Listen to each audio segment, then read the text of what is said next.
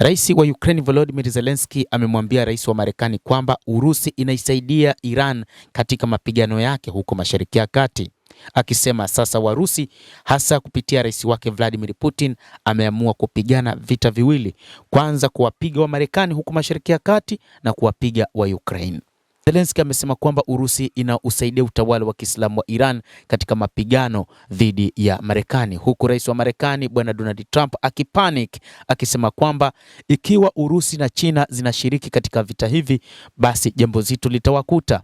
Rais huyo wa Ukraine amesema lazima kufanyika uchunguzi wa hali ya juu kwa sababu uchunguzi wa satellite wa Urusi unatolewa kwa mamlaka ya Iran yenye uhusiano wa wazi katika mashambulizi ya kiintelijensia na yaliyofuata ya Iran katika nchi za Ghuba. Rais huyo wa Ukraine Volodymyr Zelensky alishutumu Urusi kwa kusaidia utawala wa Iran mnamo Julai 25.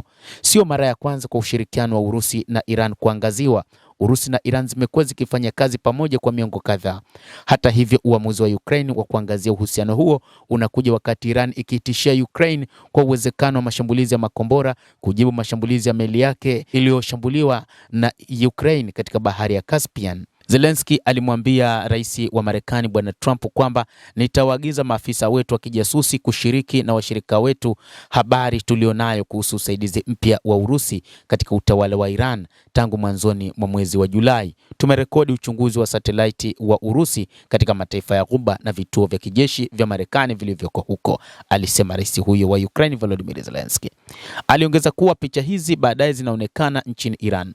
Wakati huo kuna uwiano wa wazi kati ya picha za satellite za Urusi za tovuti hizi na mashambulizi ya Iran kwa maandalizi yao na baadaye kutathmini uharibifu uliosababishwa. Kiongozi huyo wa Ukraine aliendelea kusema kwamba mnamo Julai 19 na 20 pekee vituo 4 vya anga vilianguka ndani ya eneo la kuvutia la satellite za Kirusi, 2 huko Bahrain, 1 nchini Jordan na 1 nchini Kuwait, na hii ndio ilikuja kusababisha baadhi ya vifo vya wanajeshi wa Kimarekani na majeruhi kadhaa waliojeruhiwa katika vita hivi. Sababu ni Warusi. Kusudi liko wazi. Hakuna hata mmoja wetu ulimwenguni anayepaswa kufumbia macho kweli huu rahisi sana. Uovu daima hutafuta njia za kufanya mambo kuwa mabaya zaidi na kuenea zaidi. Urusi lazima ikomeshwe.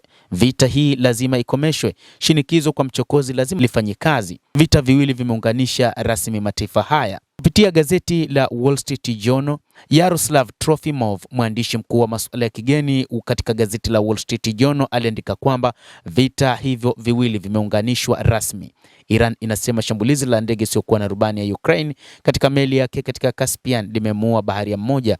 Awali Ukraine ilikuwa ikilenga meli zinazosafirisha silaha kati ya Urusi na Iran katika bahari ya Caspian, wakidhani kwamba pengine wa Iran wamesafirisha silaha kuzipeleka Urusi. Vita hivi viwili alivyovitaja ni mashambulizi ya Marekani dhidi ya Iran pamoja na vita vya Ukraine na Urusi. Urusi ilivamia Ukraine mwaka 2022 na Marekani na Israel zilifanya mashambulizi dhidi ya Iran kuanzia Februari 2026. Sehemu ya kuunganishwa mizozo hiyo ni madai ya Zelensky kwamba Ukraine ililenga meli iliyokuwa ikisafirisha bidhaa za kijeshi za Iran kwenda Urusi.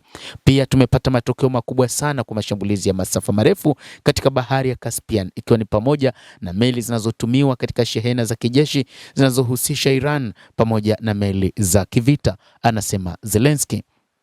Endelea kutufuatilia mtazamaji, lakini ni kusihi usisahau kulike, usisahau kucomment, kadhalika usisahau kusubscribe channel yetu hii upate habari hizi kwa mapana kupitia The World News.